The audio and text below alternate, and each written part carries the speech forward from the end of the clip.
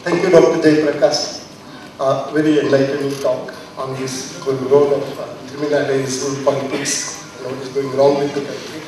Bhagwanji Bhai, these judicial reforms and the criminalization, one very, very important reform which should be the core of the whole thing is that time and again we have been hearing about criminals entering the politics.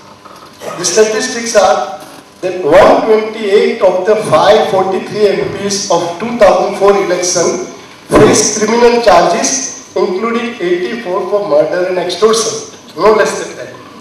One MP faced 17 murder charges, no party is clean, all had criminals in their list. The reason why they were given tickets in spite of the criminal record was that these candidates could provide money, muscle power and had network of patronage among the voters, etc.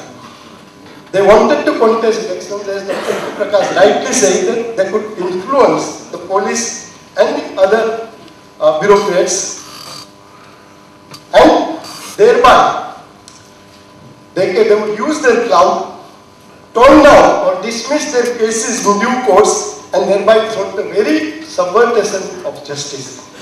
One most important reform which can immediately put all these criminals entering the politics is that let us have a provision whereby any MP or any MLA getting elected will have his criminal court case on day-to-day basis.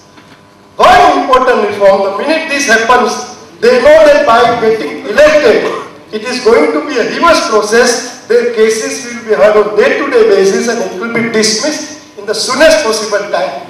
And this one important reform can be called the mother of all the reforms if you want to prevent criminals from entering politics. We should emphasize that this should be the need of the day. All other reform, yes, delay, it happens, it affects everybody. But this delay is used by these criminals, and once they are elected, they are able to delay the process so much that ultimately it dies down. So let us resolve that this is of Mr. Venkat Chalaya. This should be the need of it. That any MP or any MLA elected, if he has a criminal case pending, and if it is a false case, he should be happy that it will be disposed of in complete. But there is a vested interest. So if he is a real criminal, he will say, oh, this is going to create a lot more problems for me by being elected, rather than the other way around. Other things, of course, this whole thing, one very interesting case which I found, Justice Aftab Ahmad had mentioned. Very interesting case. It's a case of Paniwala. Now this Paniwala, it's related to Delhi. It's a case of perjury. This Paniwala had approached the Supreme Court, maybe you will perhaps aware of this, seeking relief against the police order for externment of his from Delhi. He informed the court that he had been used as a stock witness by Delhi police in approximately 3,000 cases. When he declined to continue to depose as directed by the police, they registered several cases against him and ordered his externment from Delhi.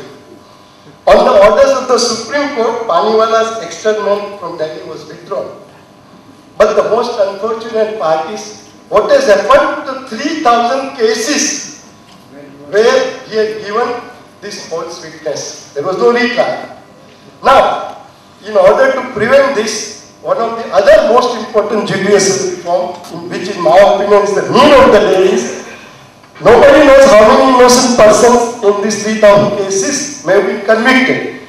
We should have a research cell to find out, to establish how many had really suffered due to that, and in order, no court had directed any directives for retrial in any of these cases. Or in Indian jurisprudence, we say, doctrine of dharma rakshita dharma.